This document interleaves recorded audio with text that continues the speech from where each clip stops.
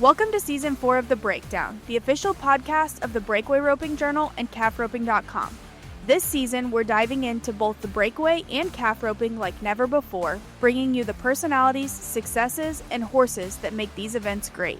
You can expect training tips from the top ropers, stories from the road, and industry news that goes beyond the numbers. I'm Hannah Wheeler, your calf roping host. And I'm Lillian Kent, your breakaway host. And this is The Breakdown. Hey everyone, welcome back to another episode of the Tie Down Breakdown. It's your host, Hannah Mann. Last night in round 6, Joel Braden Harris set the Thomas Mack on fire with a 6.8 second run to win his first go-round of the week. Joel has had quite the week, placing 2nd in round 1, 6th in round 2, 2nd in round 5, and now winning round 6 to bring his NFR earnings to $100,542 with 4 rounds left to go. Joel was riding the fan favorite Daddy Shiner Cat, better known as Peso, owned by Logan Bird. Joel and Ty Harris both have been riding Peso every round this week, with Kyle Lucas also riding him the first 3 rounds. Combined, they have won a total of $130,112 on him. We want to give another big shout out to our friends over at Equinety for not only bringing you these podcast episodes, but also bringing you all the behind-the-scenes content over on calfroping.com.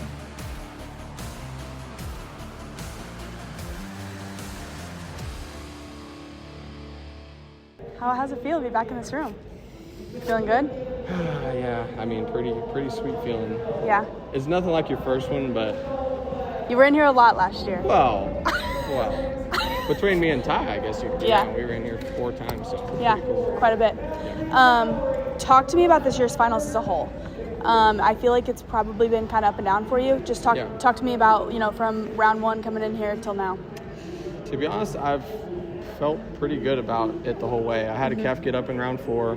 I wouldn't say I've necessarily roped my best, but I think that I've come in and I've done the right things on a lot of aspects of my roping, and it was just kind of a matter of time of drawing the right calves and just getting a little better feel for the start. For sure. And I think that having a horse that gives me the same go and the same chance every time, you can kind of find your groove, and I really wasn't too worried about being able to find it on him because he just gives me such a good opportunity.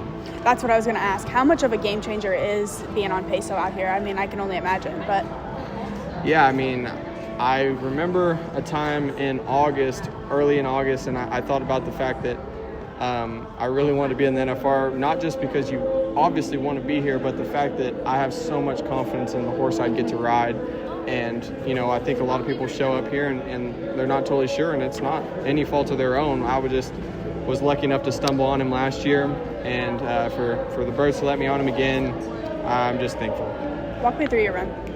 Yeah, so I honestly, my calf was a little slower than I thought he was in the first time he went, and I came out a little hot on him, and kind of figure 8 tail comes off, and I just felt like right when I got her flanked, I was like, oh man, can I try to be under that 6'4"? That was the first thing that popped into my mind.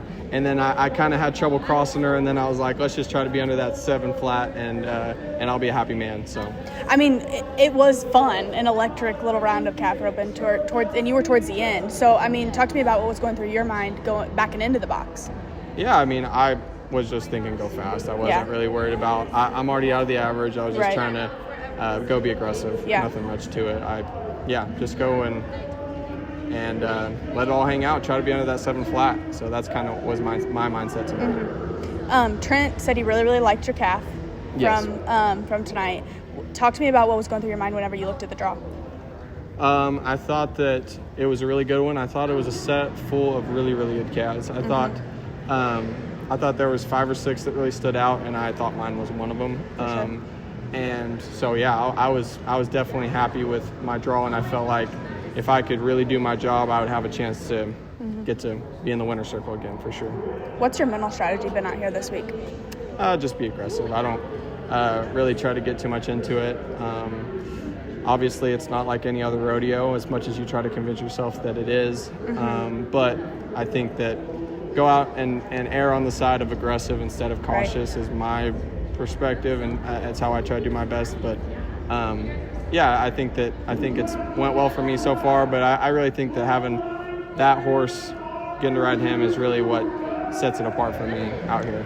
Do you feel like that there's a difference this year in your roping versus last year in here?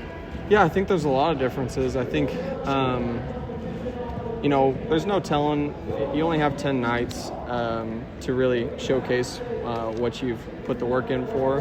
And so you never know if you're going to win more than last year, worse. You don't know if you're going to fall off your horse. I mean, reality is that our sport happens very fast, and things happen, and you just can't get too worried about it.